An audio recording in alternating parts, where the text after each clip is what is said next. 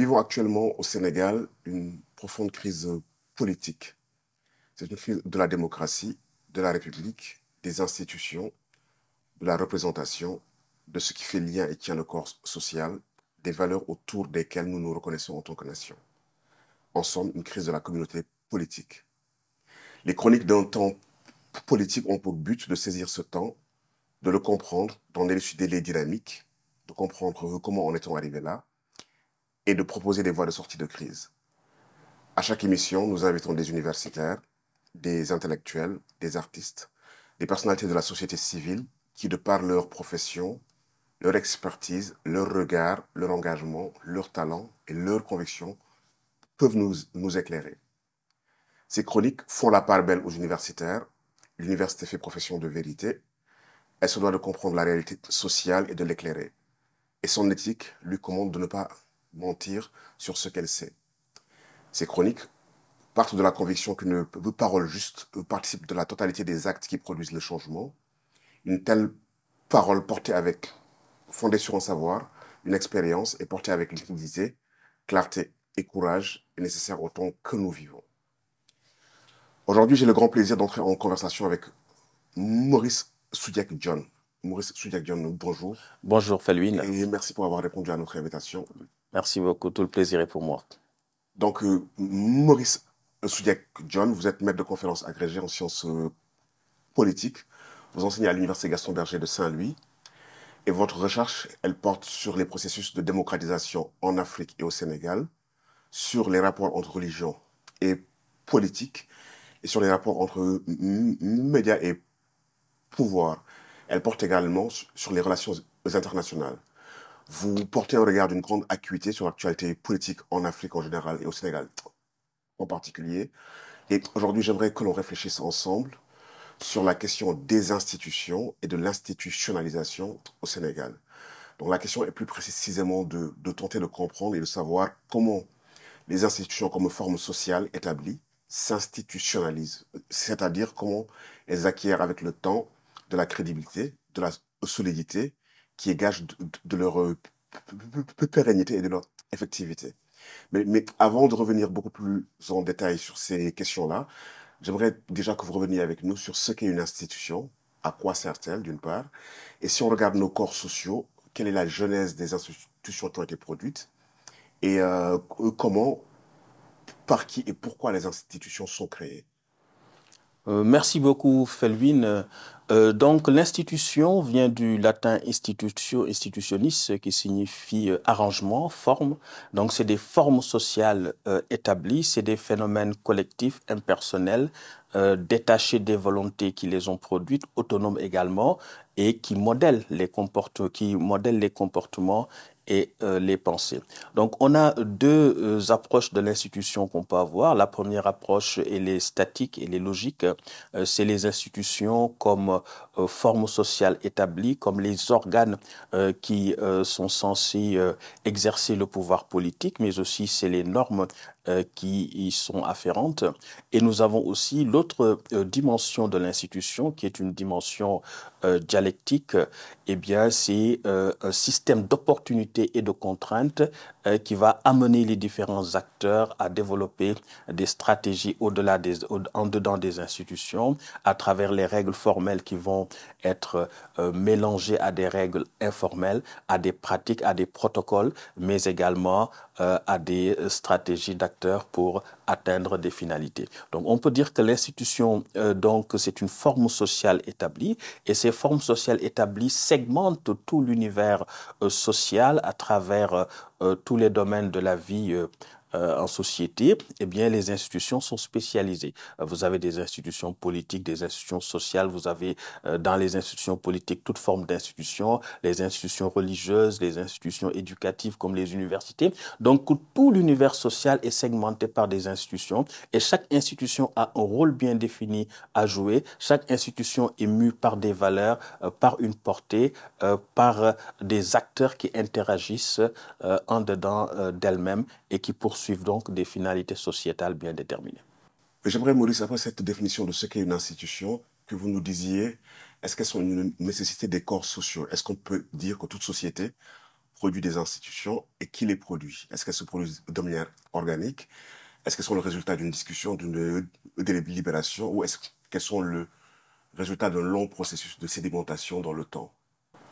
Oui, je pense que toute société a besoin d'institutions parce que c'est un peu comme la culture, hein, c'est l'ensemble des manières de sentir, de penser et d'agir d'un groupe humain, donc qui est obligé de s'organiser, de créer des formes sociales établies parce que l'institution, c'est ce qui a été créé par l'homme par opposition à ce qui provient de la nature. Donc il y a toujours une dimension de création, une dimension d'innovation, une dimension de production humaine quant aux institutions. Donc les institutions peuvent être créées par délibération. On a vu par exemple lors des conférences nationales souveraines, le professeur Maurice Kamto parle de mode révolutionnaire de création du droit en Afrique par exemple.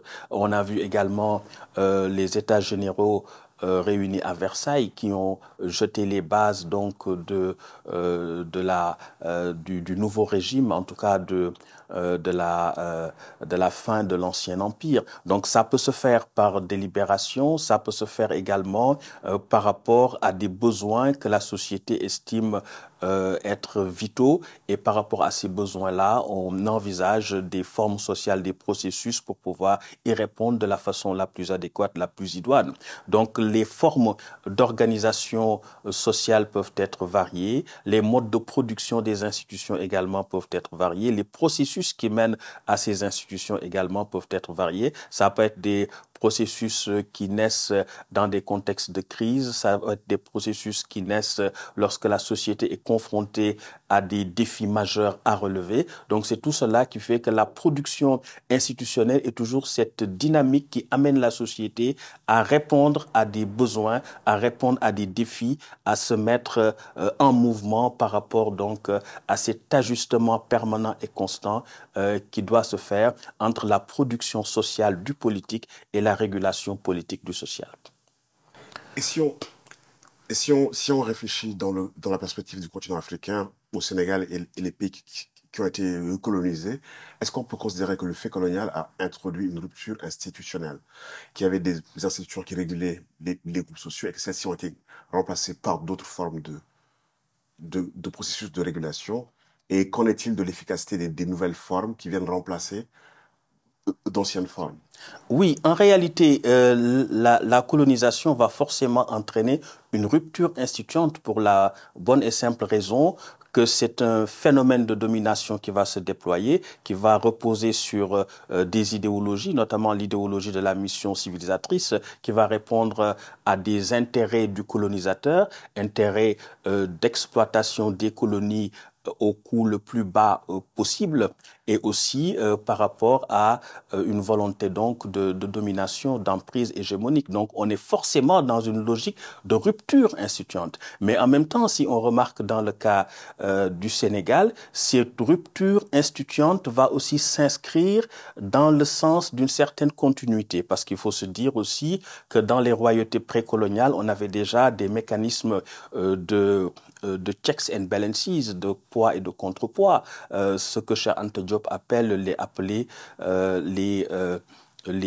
des monarchies constitutionnelles. Ça veut dire qu'il y avait toujours des formes de limitation du pouvoir. En 1420, avec le mythe de Silmang Maron, on voit bien qu'il y a une limitation du pouvoir par le sacré. Quand son père lui dit « Baref Guignawech, ne sois pas rassasié qui oublie », lorsqu'il a été intronisé et que son père arrive dans une apparence banalisée et qu'il avait été éconduit par les gardes, eh bien, il va partir en retirant en retirant la mère avec lui, voilà, et qui va retirer la mère qui faisait donc la prospérité du royaume et va leur laisser le sel en consolation. On a aussi d'autres phénomènes. Ça veut dire que dans toutes les sociétés humaines, on a eu des phénomènes de limitation du pouvoir pour en neutraliser les nuisances politiques et des mécanismes de promotion et de protection des droits et libertés. Et c'est pourquoi les libéraux avaient une méfiance de principe à l'égard de l'homme. Ils estimaient que tout homme qui a du pouvoir a tendance à en abuser et que pour qu'on ne puisse pas abuser du pouvoir, il faut que par la disposition des choses, le pouvoir arrête le pouvoir. Donc ça veut dire que il faut comprendre que dans nos sociétés traditionnelles, on avait des mécanismes de limitation du pouvoir, on avait des mécanismes de promotion des droits humains. Par exemple, quand on parle de la notion de Jom, le sens de l'honneur, que le président Léopold Sédar Senghor définit comme l'intellectualisation du divin, c'est-à-dire on est au cœur du sacré, et c'est cette sacralité qui s'attache à l'être humain qui fonde et qui nourrit la logique de préservation et de promotion des droits humains. Donc le fait de penser que l'Afrique est en dehors donc de cette production de l'universel, c'est en réalité un déploiement et une conséquence de la mission civilisatrice, puisqu'on ne pouvait pas reconnaître aux Africains quelque chose qu'ils avaient, on ne pouvait pas prétendre leur apporter quelque chose qu'ils détenaient déjà par devers eux. Donc le fait d'exclure l'Afrique du champ de définition de l'universel relève déjà d'un déploiement du phénomène colonial. Mais on avait déjà dans nos archives culturelles des éléments de limitation du pouvoir et des éléments de promotion des droits et libertés. Si vous prenez par exemple la constitution de Thierno Souleymane Baal, 1776, c'est-à-dire avant la Révolution française, Thierno Souleymane Baal nous dit choisissez un homme pieux, savant et travailleur, c'est la méritocratie. Ne choisissez pas l'imam dans une seule tribu, c'est le principe de l'égal accès de tous aux emplois publics. Si vous voyez un imam dont les richesses augmentent, combattez-le, chassez-le s'il s'entête. Eh bien ça, c'est le droit de résistance à l'oppression. Privilégiez toujours le critère de l'aptitude. Eh bien, c'est la méritocratie qui revient. Préserver les biens publics, ça, c'est la République en tant que lieu de production, mais aussi de répartition équitable et équilibré des ressources nationales. Donc on voit bien qu'on a des éléments ici qu'on peut mobiliser dans nos archives culturelles pour servir le projet de modernisation qu'on nous présente comme un projet extérieur à l'Afrique et aux Africains. Mais en réalité, il n'en est rien. Parce que si vous prenez le cas de l'Europe, Aimé Césaire disait que l'Europe est comptable devant la communauté humaine du plus haut tas de cadavres de l'histoire dans le discours sur le colonialisme. Donc ça veut dire que l'Europe aussi a ses ombres et ses lumières. Et qu'en réalité, ce que l'on considère comme l'état de droit, la démocratie et autres ne sont pas des émergences ex nihilo. On ne s'est pas réveillé un matin pour constater tout cela. C'est un long processus. Donc il nous suffit de nous reconnecter à nos archives culturelles pour découvrir ce que les Occidentaux pensent ou estiment nous avoir apporté, mais qui est en réalité un déploiement d'un phénomène hégémonique. C'est pourquoi le président Senghor faisait la différence entre la civilisation universelle, qui est peut-être un phénomène de domination, et la civilisation de l'universel. Donc là, ça veut dire que déjà dans nos archives culturelles, on peut retrouver en nous-mêmes ce qu'on était censé nous apporter à travers la prétendue mission civilisatrice. Ça, c'est le premier point. Le second point maintenant, c'est que même dans le moment colonial, c'est vrai que c'est un moment de domination, un moment de prédation, un moment d'exploitation, mais c'est aussi un moment de construction des institutions telles que nous les vivons actuellement. Et c'est pourquoi au Sénégal, par exemple, nous avons ce qu'on a appelé la construction d'une tradition démocratique sénégalaise. Et cette tradition démocratique sénégalaise va être invoquée par les élites intellectuelles et politiques pour expliquer la trajectoire exceptionnelle du Sénégal quant à la démocratie. 1840, création, 7 septembre 1840, création du Conseil général, qui est une sorte de parlement local avec des compétences budgétaires restreintes. À partir de 1872, les communes de plein exercice. À partir de 1848, la représentation au Palais Bourbon. Donc tout cela va être mobilisé. En plus des éléments dont je vous parlais, monarchie constitutionnelle selon Cheikh Anta Diop, la République Lébou fondée en 1812, et bien d'autres éléments également, comme la constitution de Thierno Souleymane Baal dont je parlais, 1776 avant la Révolution française. Donc on rajoute à cela le Conseil général, la représentation au Palais Bourbon 1848, les communes de plein exercice. Donc on voit bien qu'il y a une continuité qui va se faire dans la production des institutions et qui va marquer une spécificité un peu du Sénégal à travers cette trajectoire jugée exceptionnelle par la plupart des élites, alors que les autres pays africains vont connaître cette évolution à partir de la loi Lamine Gueye de 1946 qui va généraliser la citoyenneté dans les colonies et surtout avec la loi cadre de Gaston Defferre en 1956 avec l'autonomie interne. Donc on voit bien qu'il faut relativiser le moment colonial comme moment d'exploitation, de prédation et d'oppression, mais aussi un moment d'apprentissage, de construction un peu de ce que nous appelons ou que nous vivons aujourd'hui comme des institutions prétendument modernes, mais qui doivent être replacées dans leur contexte et rattachées à nos archives culturelles en dedans desquelles on peut retrouver ces valeurs, pour dire qu'on peut avoir une différence dans les formes particulières, mais une convergence dans dans les principes qui les sous-tendent. Et ça, on peut le trouver en nous reconnectant à nos archives culturelles. C'est un peu ce dont parlait Saint-Augustin dans ses confessions pour faire une incursion dans le domaine de la spiritualité. Beauté si nouvelle, beauté si ancienne, je te cherchais en dehors de moi, alors que tu étais en moi. Donc ça veut dire que c'est une reconnexion avec nous-mêmes, avec notre passé, qui va nous permettre de redéfinir, de retrouver ces principes structurants et structurels qui sont ceux de la modernité. Et il n'y a pas de complexe à avoir parce que aussi bien en Europe qu'en Afrique, on a ces éléments qui ne sont pas, dont on peut ne pas être fier. Hein, voilà, parce que l'Europe a connu toutes sortes de guerres, toutes sortes de violences. Malgré cela aussi, à côté de ça, on a des principes qui sont proclamés, qui sont professés. La Déclaration des droits de l'homme et du citoyen dit que tous les hommes naissent libres et égaux en droit. Ça n'a pas empêché de mettre en place un système d'esclavage et un système de colonisation. L'Europe est comptable devant la communauté humaine du plus haut tas de cadavres de l'histoire, j'en parlais tout à l'heure. Donc aussi, dans nos sociétés africaines, on a certes ces éléments qui peuvent nous rapprocher de la démocratie, qui peuvent montrer que la limitation du pouvoir et la valorisation des droits et libertés, ça fait partie aussi de nos archives culturelles,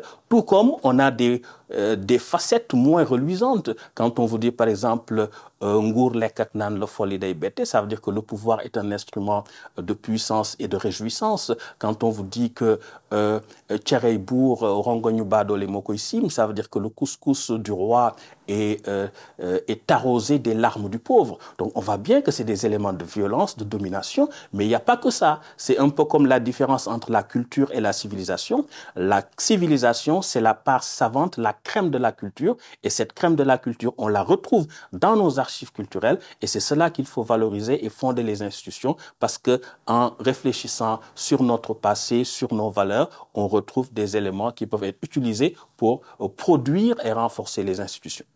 Justement, j'en profite pour, euh, t'interroger sur la question de l'autonomisation institutionnelle. Comment justement les institutions qui ont été créées à un moment donné par des acteurs arrivent à s'émanciper de ceci pour imposer des obligations de comportement et d'être. Comment ces institutions-là, elles s'autonomisent pour justement générer des manières d'être qui sont intériorisées et internalisées. Tout à fait. Là, c'est un aspect extrêmement intéressant dans la production institutionnelle. Tout à l'heure, nous avions parlé de l'extériorisation, comment on crée les institutions. Et là, après que les institutions sont créées, il y a cette phase qui est cruciale, qui est la phase de l'autonomisation. L'autonomisation, c'est comment les institutions arrivent à s'imposer aux acteurs qui les ont créées. Ça veut dire que les acteurs qui les ont créées finissent par se soumettre à l'ordre institutionnel. Or, en Afrique en général et au Sénégal en particulier, on se rend compte que les acteurs font tout pour domestiquer, neutraliser les institutions et les empêcher de fonctionner par rapport à leur finalité et par rapport aux valeurs qui sont les leurs. Et c'est cela qui pose véritablement le problème. Je vais citer juste quelques exemples dans le domaine politique, mais dans le domaine judiciaire, dans tous les domaines de la vie pratiquement économique, politique, économique et sociale, on peut le faire. Par exemple, si vous prenez le cas de la justice, on pose le principe de l'inamovibilité des magistrats du siège, mais en même temps, on crée la notion de nécessité de service, c'est-à-dire que pour les nécessités du service, on peut déplacer un magistrat. Et la notion de nécessité du service n'est pas clairement définie. Elle est discrétionnaire. Elle est discrétionnaire, donc ça ouvre la voie à des manipulations. Ou alors la notion ou le phénomène de l'intérim. On nomme un magistrat qui n'a pas le grade ou l'ancienneté pour occuper le poste. Donc il n'a pas l'autorité suffisante, il n'a pas les coups des franges pour mener à bien sa mission conformément à la loi. Mais c'est comme s'il a été positionné comme étant l'expression d'une faveur du prince, et donc le prince s'attend à un retour sur investissement ou sur placement. Donc, voyez, donc on essaie de manipuler les institutions. Si vous prenez par exemple l'augmentation de l'âge de la retraite des magistrats à 68 ans, eh bien 65 ans pour les autres, 68 ans pour les chefs de juridiction. À 65 ans, on vous dit que vous êtes à la retraite, mais si on vous nomme chef d'une juridiction, on vous accorde 3 ans supplémentaires. Et pendant ces 3 ans-là, vous avez des avantages, vous avez un salaire exorbitant. Et puis après, si par le fait du prince, vous êtes dégommé, vous êtes remercié, eh bien, vous retournez à votre pension de retraite. Ça, c'est une forme de pression et de manipulation. Ou alors, on laisse des autorités qui ont atteint l'âge de faire valoir leur droit à une pension de retraite, on les laisse en fonction. Eh bien, ceux-là, ils n'ont plus l'autorité qu'il faut pour faire fonctionner les institutions convenablement. Donc c'est ça la problématique de l'autonomisation, c'est-à-dire que on cherche toujours à maîtriser les institutions. Quand Abdou Diouf arrive en 1981, c'est le multipartisme intégral, rien ne sera plus comme avant. Et il met à côté, il fait voter un code électoral qui est en réalité empêche toute possibilité d'alternance, où vous avez des présidents de bureaux de vote qui sont en même temps des candidats, où l'électeur n'est pas identifié, où il n'y a pas de vote à l'isoloir, qui est une violation même du principe du secret du vote, qui est un principe constitutionnel.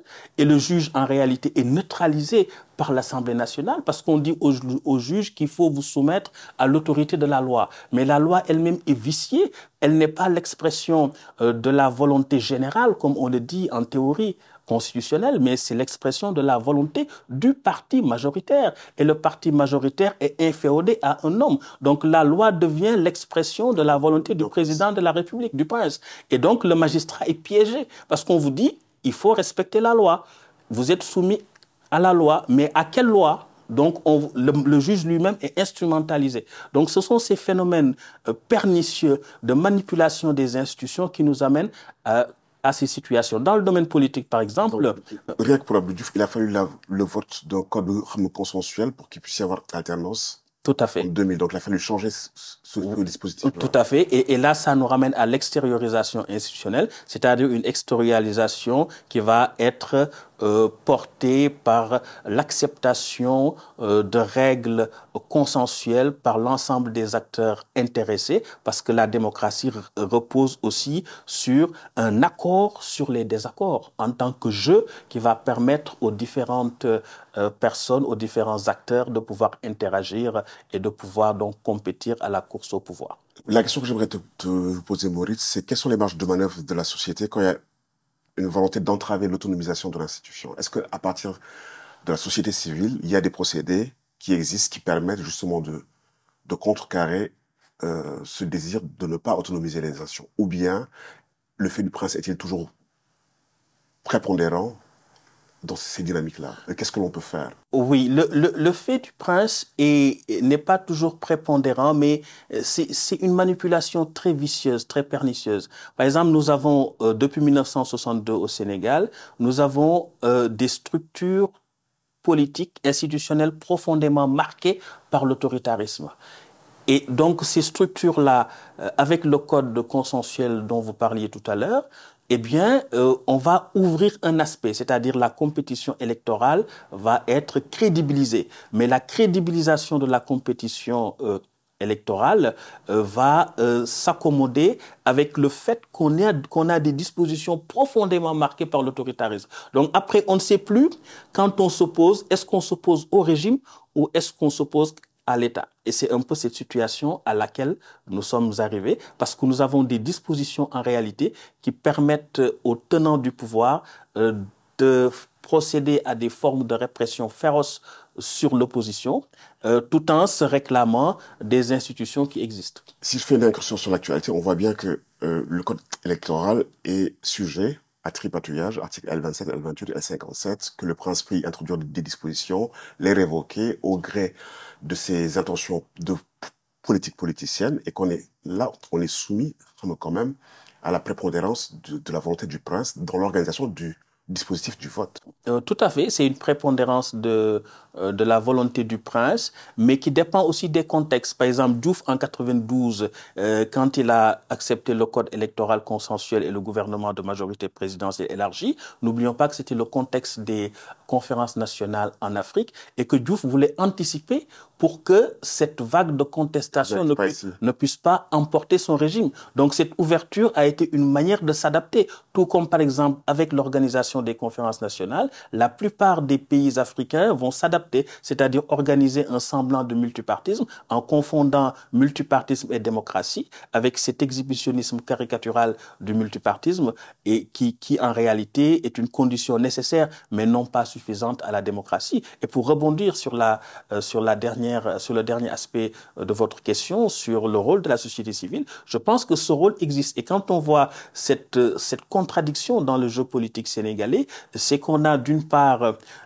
des constructions hégémoniques qui se déploient et qui se fondent aussi sur les institutions qui existent et qui sont profondément marquées par l'autoritarisme, mais qui sont déconstruites également par une mobilisation constante des forces sociopolitiques pour les déconstruire. Donc on est dans une sorte de contradiction principielle dans le système politique sénégalais où les constructions hégémoniques du pouvoir personnel contredisent mais nourrissent tout à la fois l'institutionnalisation de la démocratie.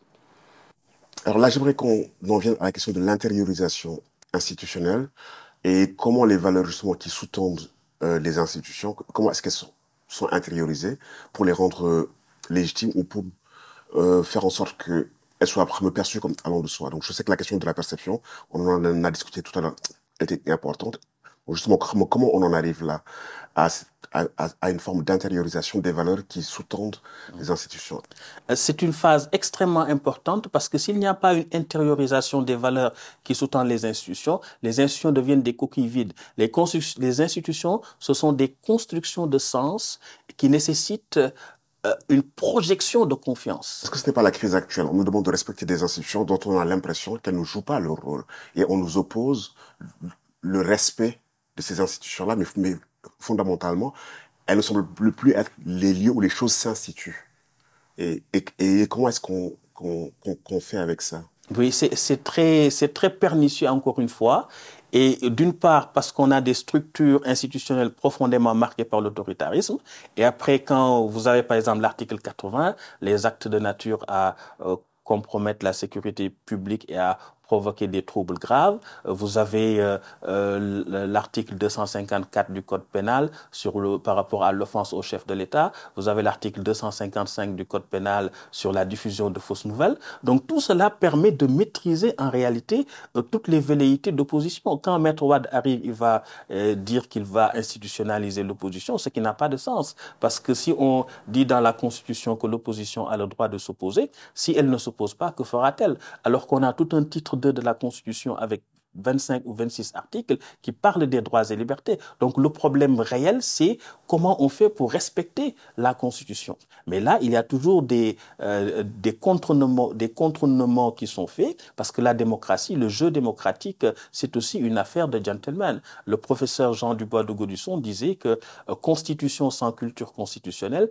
n'est que ruine du constitutionnalisme. Le constitutionnalisme étant cet arrière-fond idéologique et culturel qui sous-tend la Constitution, qui est le texte principal et matriciel de l'ordre juridique positif en tant qu'elle constitue l'ensemble des règles relatives à l'origine, à la conquête, à la transmission et à l'exercice du pouvoir politique.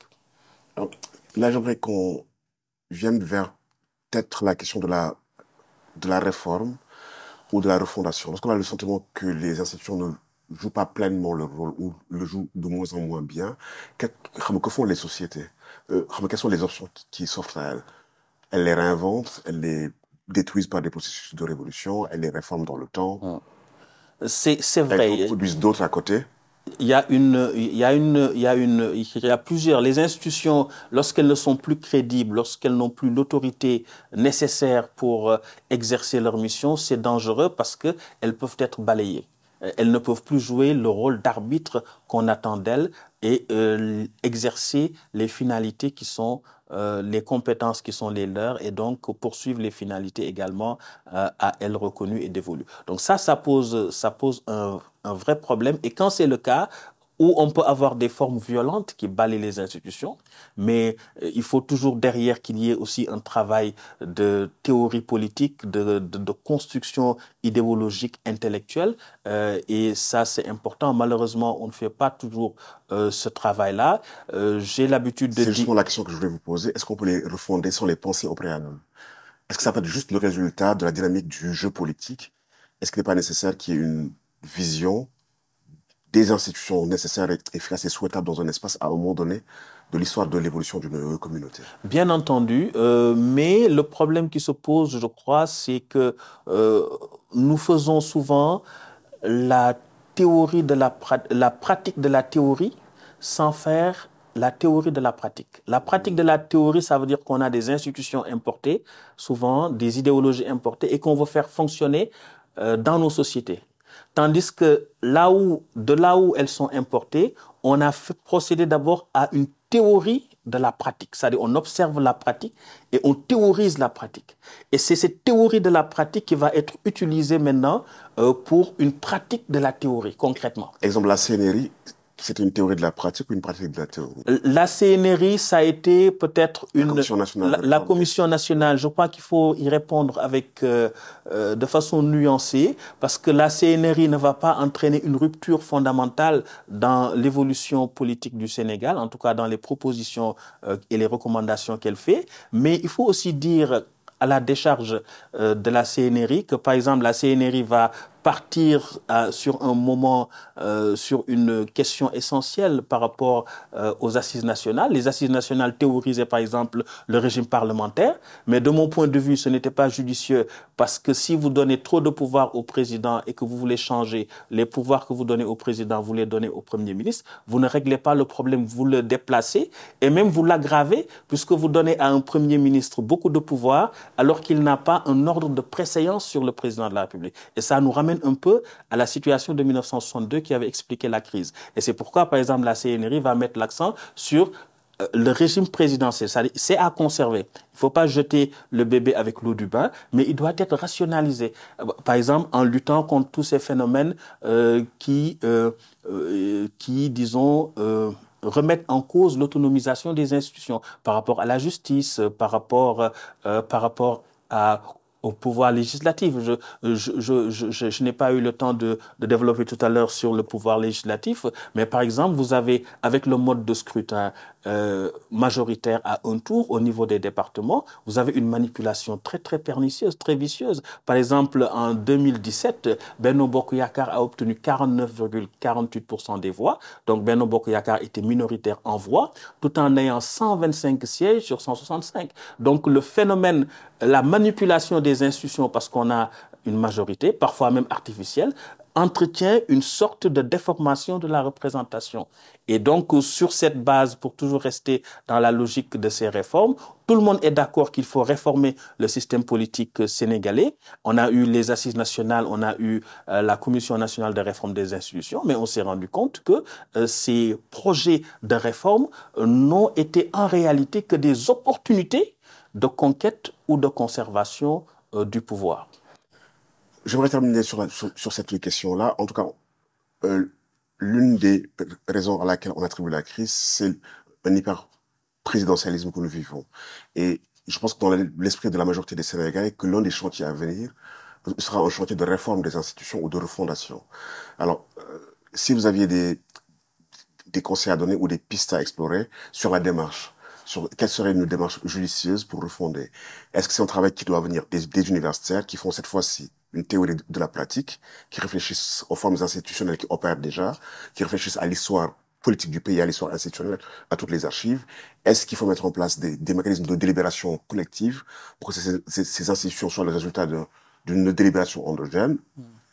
Est-ce que Oui, vous avez oui, oui, des pistes? Et comment faire en sorte justement pour que ces travaux-là deviennent opérationnels réellement et qu'on puisse quitter un état de l'état démocratique vers un autre?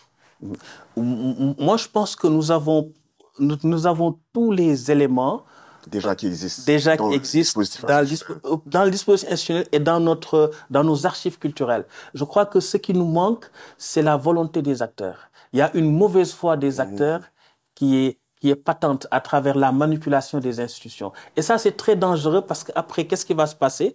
On va se dire que c'est peut-être la forme qui est inadaptée, ce qui n'est pas le cas. Et on va peut-être on va chercher ailleurs quelque chose qui se trouve déjà en nous ou près de nous, ou même avec nous. Et c'est ça le danger. On va peut-être invoquer d'autres idéologies alors que ça n'a rien à voir, mais c'est lié un peu à la mauvaise foi des acteurs, au fait que les acteurs refusent de jouer le jeu. Quand on manipule les institutions, on nomme des amis ou on fait tout pour les torpiller à travers tous les éléments que j'ai énoncés par rapport à l'autonomisation des institutions. Mais c'est pas les institutions en tant que telles qu'il faut questionner, mais c'est les pratiques des acteurs. Et donc, c'est ces pratiques des acteurs qui sont à questionner. Pour le système politique sénégalais, nous avons un problème. Le système tenait sur 4 piliers essentiellement. Le premier pilier, c'était qu'on avait un système néo-patrimonial, un système clientéliste, c'est-à-dire la gestion des affaires publiques à l'exception de tout idéal d'utilité publique,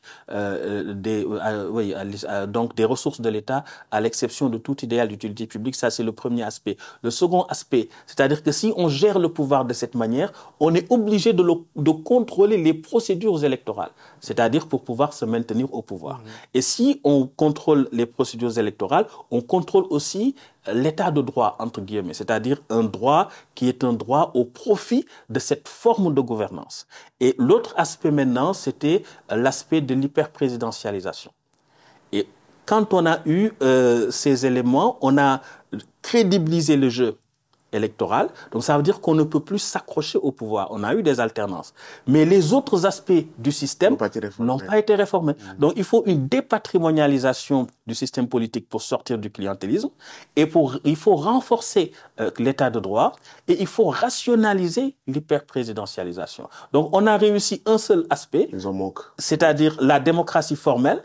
Et donc, mais de façon substantielle, il y a des éléments qui manquent. Et donc, quand on voit, par exemple, les cramponnements au pouvoir par rapport à la troisième candidature, c'est parce que, en réalité, les autres aspects du système, vous avez violation des droits et libertés parce qu'on n'a pas suffisamment d'état de droit. Vous avez la prédation des ressources humaines, des ressources économiques. Donc, tout cela fait que ceux qui sont au pouvoir deviennent otages du pouvoir tout en ne contrôlant plus le mécanisme de conquête et de transmission du pouvoir. Donc, ce mécanisme de contrôle et de transmission du pouvoir, disons de conquête et de transmission du pouvoir qui n'est plus contrôlé, crée de l'incertitude dans le fonctionnement du système.